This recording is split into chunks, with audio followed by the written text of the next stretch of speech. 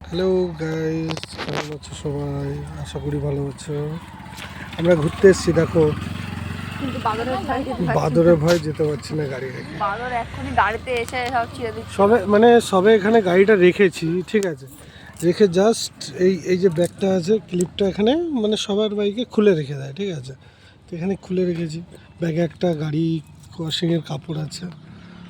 তো জলের বোতলটা বার করলো, ঠিক আছে, জলটা ছিল না। কাপড়টা বার করলো, কাপড়টা আমি তারপরে আবার এখানে ঢুকিয়ে রেখে গেছি, তাও এখান থেকে বার করে নিলাম। দিয়ে এটা টেনে ছিটতে গেছে, তারপরে এর জন্য আর যেতে পারিনি। ওখানে দেখো বাইকগুলোতে সেম প্রসেস, ওই বাইকটা তো ছিঁড়েই ফেলেছে। ছিঁড়েই ফেলেছে। এই বাদরগুলো একটা বাইকে ছিঁড়ে ফেলেছে।